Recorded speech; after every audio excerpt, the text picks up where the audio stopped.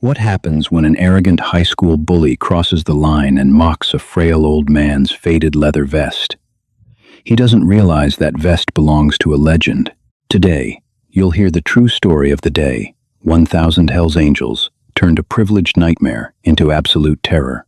Oak Ridge High School sat in an affluent suburb of Northern California, the kind of place where the student parking lot looked like a luxury car dealership. Here, social hierarchy was dictated by wealth, and at the very top of that food chain was Trent Laramie. Trent was a senior, the starting quarterback, and the son of a prominent local real estate developer. He drove a brand new, jet black Audi, wore custom designer clothes, and operated under the firm belief that the world, and everyone in it, existed for his amusement.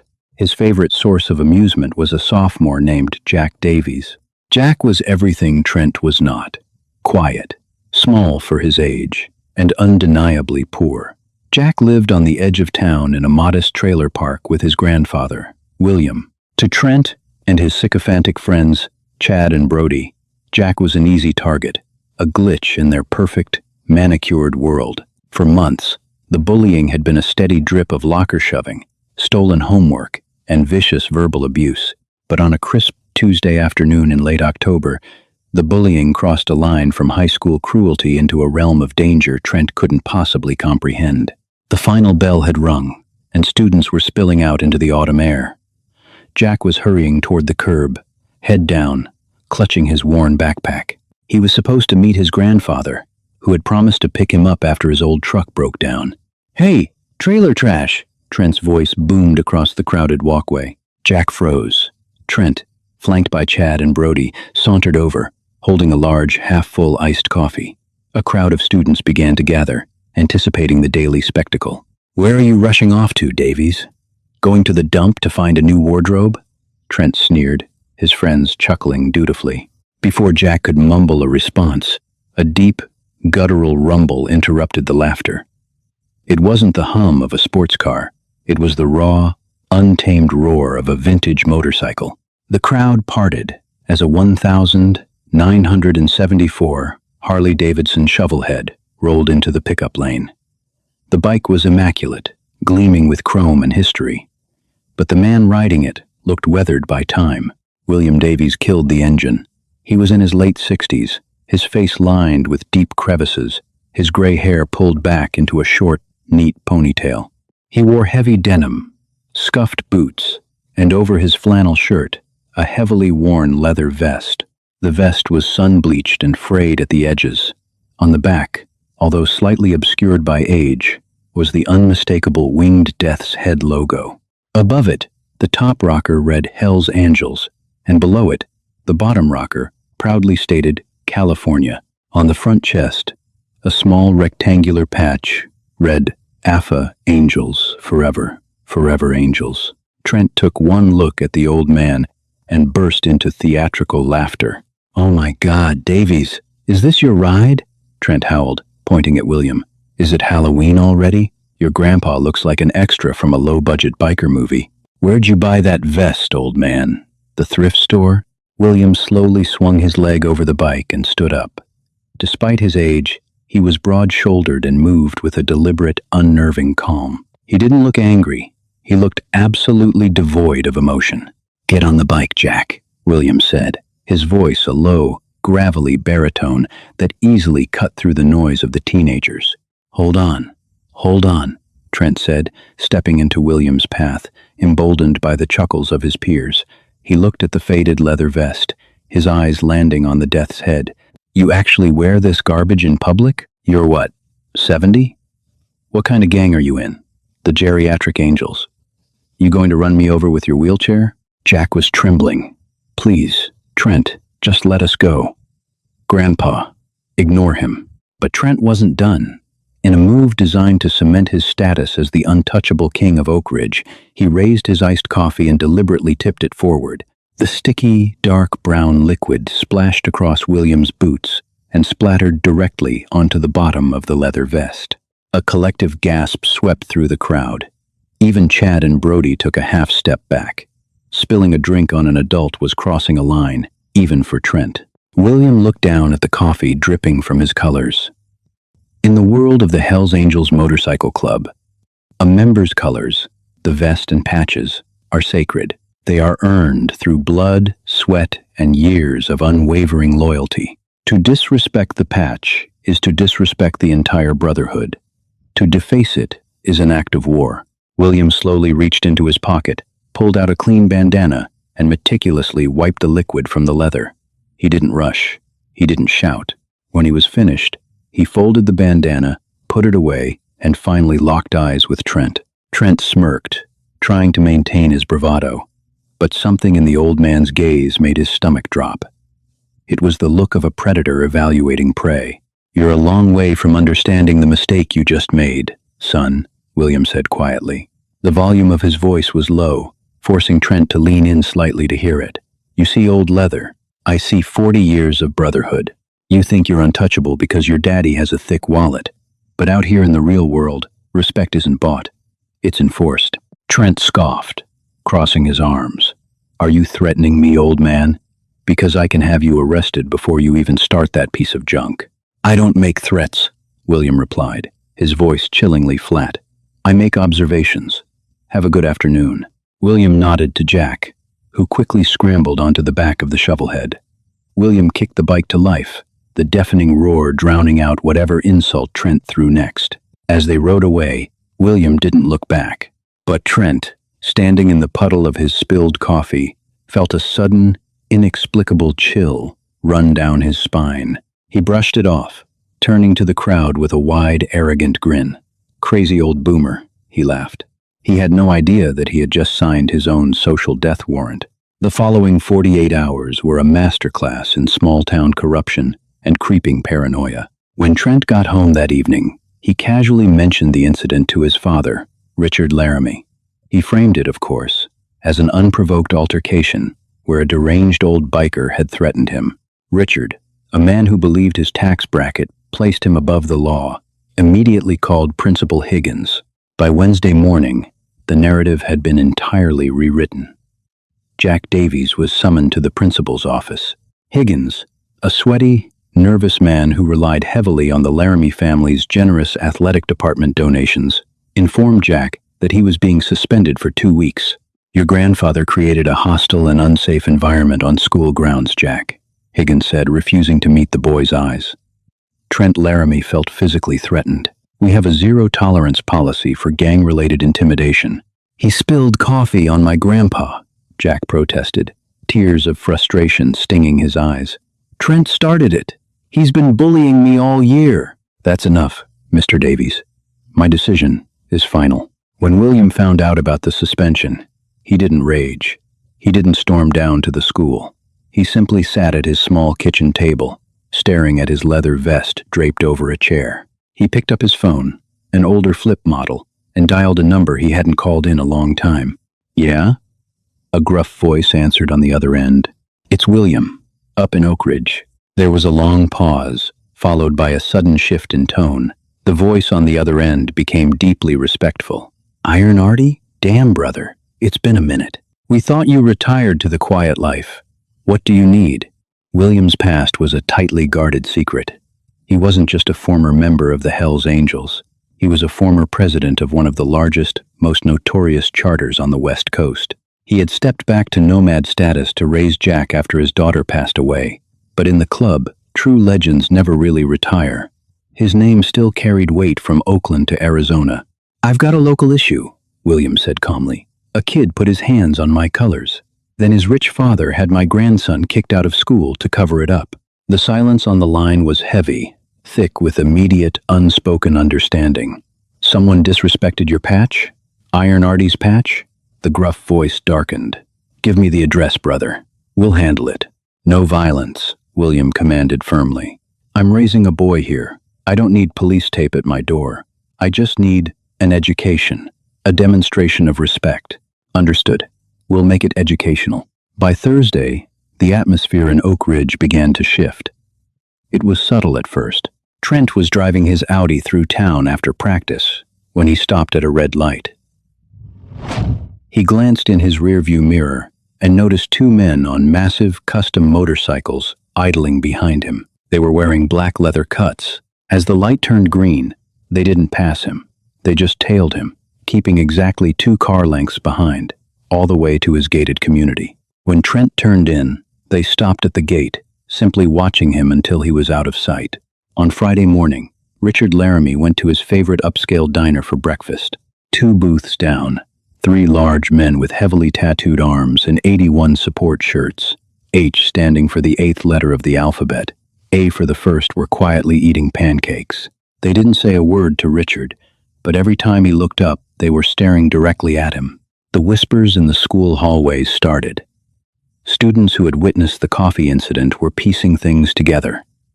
A rumor spread that the old man Trent had messed with wasn't just a biker, but a local boss. Trent laughed it off publicly, but privately, he was losing sleep. His arrogance was slowly being replaced by a gnawing, cold anxiety. The climax arrived on Monday morning. Oak Ridge High was scheduled to hold a massive outdoor pep rally on the football field to celebrate the upcoming homecoming game. The entire student body, all the faculty, and dozens of parents, including Richard Laramie, were in attendance. The bleachers were packed. The cheerleaders were warming up. The marching band was tuning their instruments. Principal Higgins took the microphone, standing on a podium near the 50-yard line. "Good morning, Oak Ridge," he boomed, his voice echoing over the PA system. But nobody cheered. Instead, a low, rhythmic vibration began to tremble through the metal bleachers. It didn't start as a sound, but as a feeling in the chest, a deep, seismic thumping. Trent, standing with the football team on the sidelines, frowned and looked toward the parking lot. The vibration grew into a rumble, and the rumble escalated into an absolute ear-shattering roar. It sounded like a thunderstorm had suddenly dropped from the sky and landed on the asphalt.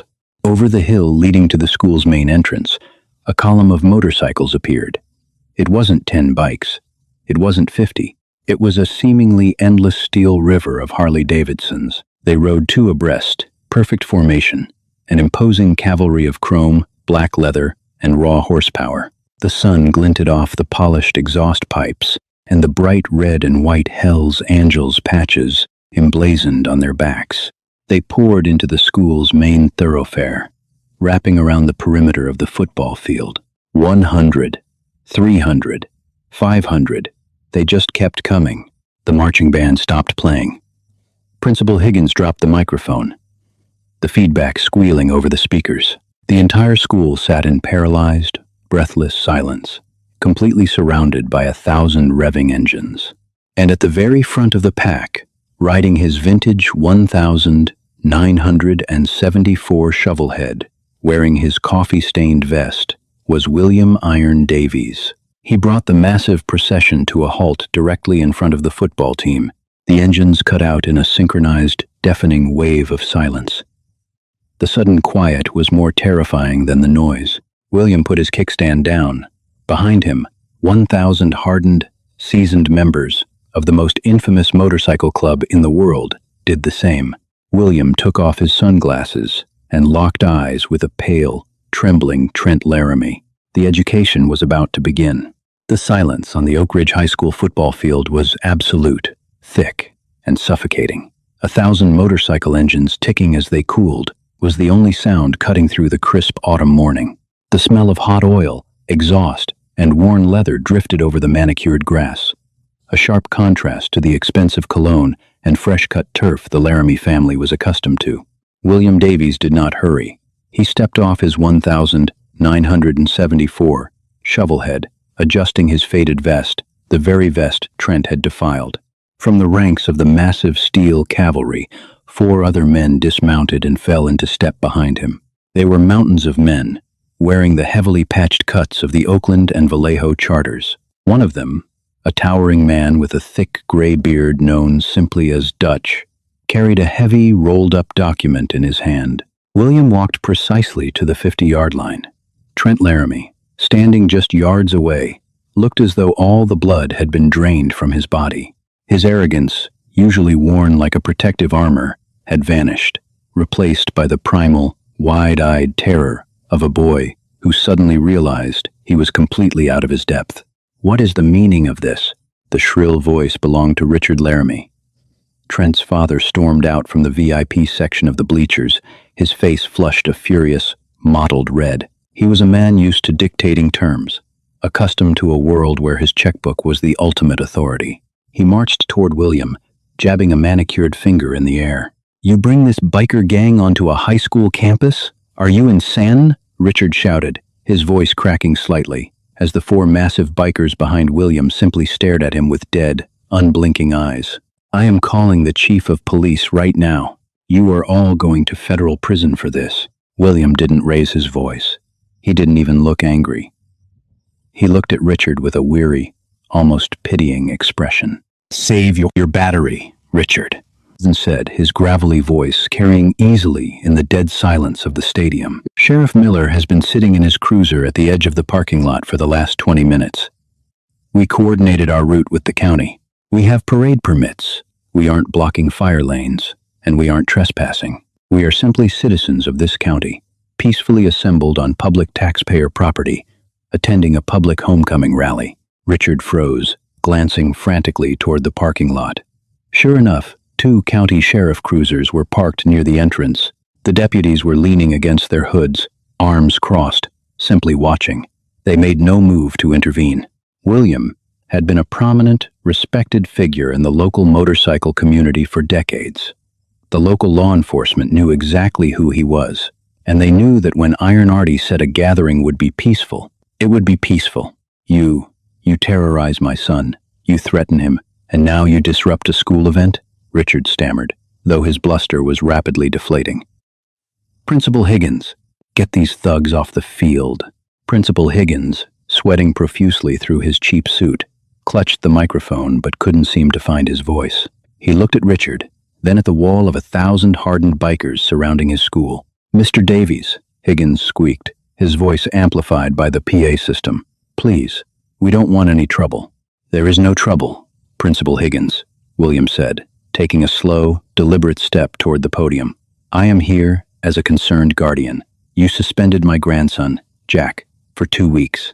The official reason cited was gang-related intimidation, because I picked him up from school wearing my colors." William turned his gaze to Trent, who visibly flinched. "You see," William continued, his voice echoing off the bleachers, "your quarterback here decided that my grandson's poverty was a joke. He decided my clothes were a punchline. He poured a cup of coffee over a patch that men have bled and died for, a patch that represents 40 years of my life, my family, and my brotherhood." A low, unified rumble of disapproval rippled through the ranks of the 1,000 bikers. It wasn't a shout. It was a guttural hum of collective anger. The sound alone made several cheerleaders step back in fear. "I don't care about the coffee," William said, his eyes locking onto Trent. "I'm an old man. I've had worse things spilled on me by better men than you. But you used your father's money and influence to punish my boy. You made Jack pay for your cowardice. That is a debt that requires balancing." Richard stepped in front of his son. "How much do you want? Is that what this is? Extortion? Name your price, Davies. I'll write you a check right now, and you take this freak show back to whatever junkyard you crawled out of." Dutch, the massive biker standing behind William, let out a dry, humorless chuckle. "You can't afford us, Mr. Laramie," William said softly. "Respect isn't a commodity you can trade on the stock market, and accountability isn't something you can buy your way out of." William turned back to the principal. "My grandson's record will be wiped clean. The suspension is lifted immediately, and the young man who initiated the assault will apologize, publicly, right here, right now. I can't just reverse a disciplinary action because you demand it," Higgins stammered, looking desperately at Richard for support. "You can, and you will," William said. He nodded to Dutch. Dutch stepped forward and unrolled the heavy document he had been carrying. He handed it to Richard Laramie. "What is this?" Richard snapped, snatching the papers. As he read the first page, the color completely drained from his face. His jaw went slack. "That," William explained calmly to the silent stadium, "is a dossier of building code violations, illegal zoning bypasses, and environmental regulation breaches concerning the new commercial development your company is building on the east side of town. It seems the safety inspectors you've been generously tipping weren't as discreet as you thought." One of my brothers runs a forensic accounting firm in San Jose. Another works in the county clerk's office. We've spent the last 3 days doing a little homework." Richard looked up, sheer panic in his eyes. The documents in his hands held enough evidence to not only bankrupt his company, but potentially send him to federal prison for bribery and fraud. "If Jack's suspension isn't lifted in the next 5 minutes," Williams stated, his voice devoid of malice but heavy with absolute finality, "copies of that file will be hand-delivered to the state attorney general, the IRS, and every local news station in Northern California by a convoy of very loud messengers." William paused, letting the reality of the situation crush the Laramie family's arrogance into dust. "So, Richard," William asked quietly, "how much does my grandson's education mean to you?" The collapse of the Laramie dynasty happened in agonizing slow motion right there on the 50-yard line. Richard Laramie, a man who had spent his entire life bullying contractors, politicians, and school administrators, finally met a force he could neither bribe nor intimidate. The Hells Angels had not thrown a single punch, yet they had utterly dismantled him. Richard slowly lowered the papers. He didn't look at William, he looked at the ground. He turned to Principal Higgins and gave a single, defeated nod. Higgins, recognizing that his wealthiest patron had just surrendered, scrambled to save his own job. He practically shoved the microphone toward Trent. "Mr. Laramie," Higgins stammered, his voice echoing across the silent field. "I believe you have something to say to the Davies family." Trent stood frozen. He looked at his father, expecting the usual aggressive defense, but Richard simply turned his back. He looked at his friends, Chad and Brody, but they had already backed away, distancing themselves from him. Finally, Trent looked at the wall of 1,000 leather-clad bikers, their eyes fixed on him like a firing squad awaiting the command. With trembling hands, Trent took the microphone. His voice, usually so booming and confident in the hallways, came out as a pathetic, shaking whisper. I'm sorry," Trent choked out. "We can't hear you, son," Dutch rumbled from the 50-yard line, his deep voice carrying without the need for a microphone. Trent swallowed hard, tears of humiliation welling in his eyes. He pressed the microphone closer to his mouth. I'm sorry I poured coffee on your vest, Mr. Davies. And I'm sorry I lied about Jack. He didn't do anything wrong. I was the one who started it." The admission echoed through the stadium. The silence that followed was heavy with the death of Trent Laramie's high school reign. Every student in the bleachers, every teacher, every cheerleader witnessed the untouchable king of Oak Ridge reduced to a frightened, sobbing boy. William held Trent's gaze for a long moment, ensuring the lesson was permanently seared into the young man's mind. Then, without a word of triumph or gloating, William reached out and gently took the microphone from Trent's trembling hand. William turned to face the bleachers. "Jack Davies will be in first period on Tuesday," he announced smoothly. "I trust he will have a quiet, productive rest of the school year." William handed the microphone back to Higgins, turned, and walked back to his shovelhead. He swung his leg over the saddle and kicked the engine to life. As if operated by a single hive mind, the 1,000 motorcycles surrounding the field erupted into a deafening roar simultaneously. The ground shook violently once more. William pulled out of the parking lot, and the massive Steel River followed him, flowing back onto the main road, leaving Oak Ridge High School in a cloud of exhaust and stunned disbelief. The aftermath of that Monday morning was swift and brutal for the Laramie family. True to his word, William did not release the dossier to the authorities. However, the humiliation of the event broke the spell the Laramies held over the town. But Richard Laramie, driven by a bruised ego and a toxic need for revenge, made one final, fatal mistake. 2 weeks later, utilizing a shell corporation, Richard attempted to aggressively purchase the land beneath the modest trailer park where William and Jack lived, intending to immediately evict everyone on the property. When Richard's lawyers contacted the property management firm to finalize the hostile takeover, they received a polite but firm rejection letter. The property had indeed been sold just 3 days prior. Richard, furious, demanded to know who the new owners were. His lawyer handed him the deed transfer. The new owner of the Sunny Pines trailer park and the 50 acres of surrounding woodland was a newly formed LLC named Red and White Holdings. The board of directors consisted entirely of the Oakland, Vallejo, and San Jose charters of the Hells Angels Motorcycle Club. Not only had Richard failed to evict William, but the club had just planted a permanent, legally fortified flag right in Richard Laramie's backyard. They had bought the land outright, ensuring Jack and William would never be displaced.